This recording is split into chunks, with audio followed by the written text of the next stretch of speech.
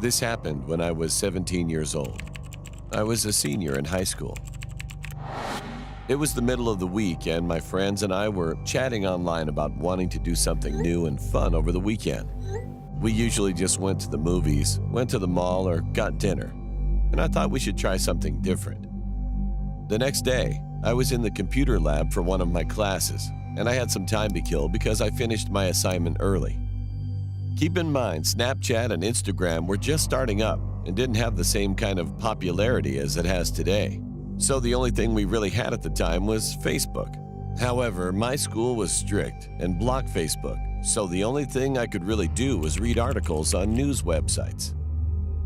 While searching and scrolling through the internet, an article showed up. It was about an interview with a man who was discussing the truth of paranormal activity around the area I grew up in. Intrigued, I read the article and looked up the places the guy was talking about. And sure enough, I found a bunch of things. One place in particular caught my eye. It was a place about 20 minutes away from where I lived. It was known to have multiple paranormal occurrences happen on the exact same road. As soon as class ended, I texted my friends about what I found, and we all agreed on going and seeing what this road was all about Friday night. Friday night finally arrived. It was me and 4 of my friends. Right before we entered the location, I parked my car and had my friend drive because we believed that if a guy drove, not much would happen. So she drove my car while I was sitting in the passenger seat. While switching seats, my other friends put baby powder on the top of my car because one of my other friends read that it helps people see when ghosts touch or brush your car. It started to drizzle a bit, which bummed us out because the baby powder would be washed away.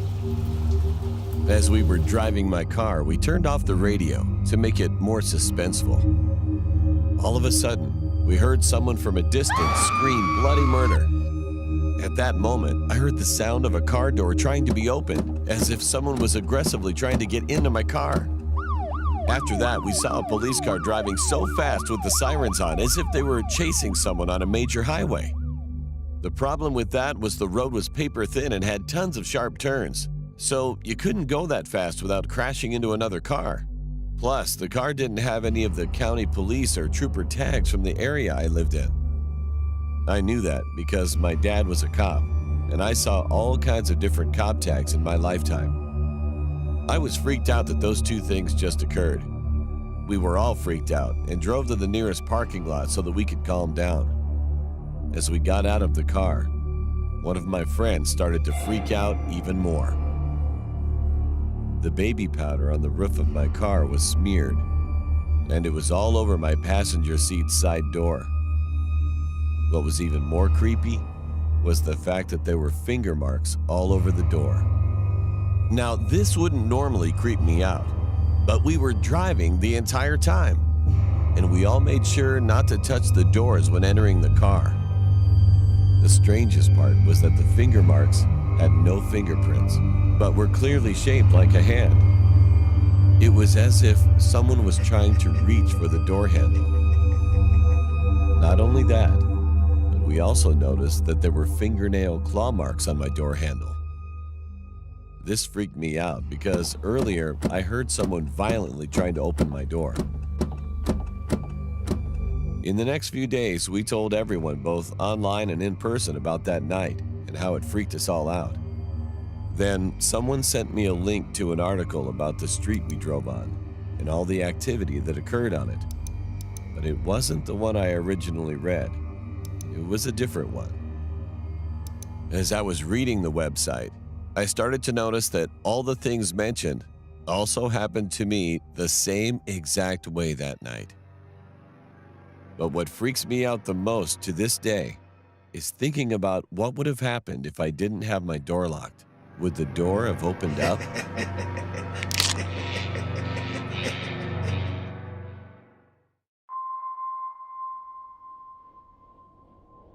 A few days ago, I went to a Macy's store with my mother and son to go check out some jewelry. While my mom was checking out jewelry, I noticed an old man around his 50s come near us. He was about 8 feet from us. At first, I thought he was just a random customer checking something out for his lady or something.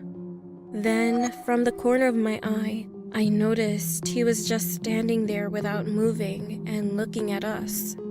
It made me feel uncomfortable, so I turned around, moving the stroller, which my toddler was in, because I didn't want him looking at my baby.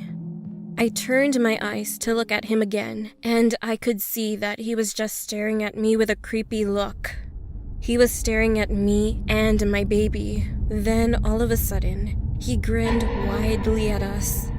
The weirdest thing about him was that he was wearing women's shoes and a scarf, and also holding a dress in his hand. He opened his mouth and tried to say something. I couldn't hear what he was saying, but I could read his lips. "I like you. I like your baby." I just thought the man was a weirdo. And then my mom also noticed that he was odd and creepy. He saw that my mom was glaring at him, so he walked away. But then he appeared on the opposite side of us and started staring at me again. This time, he pulled his phone out and made it seem like he was about to take a picture.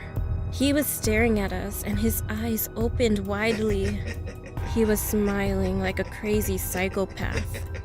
That was enough.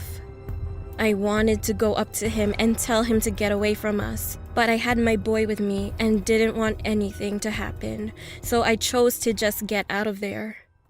I told a lady who was working there what happened. She said that she would go take a look at him.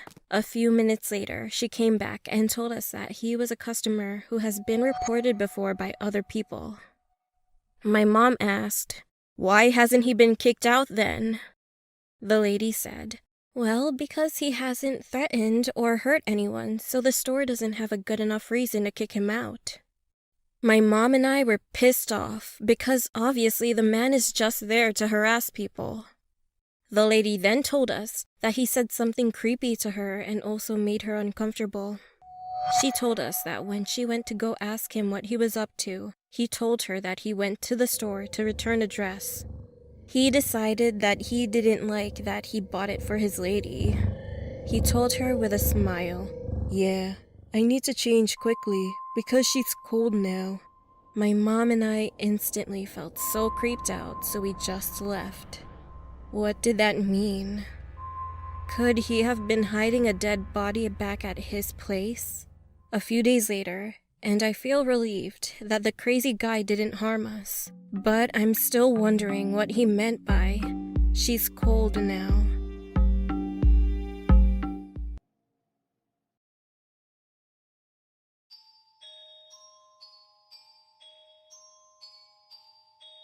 This happened to me at the beginning of this year, just after I lost my husband to meningitis.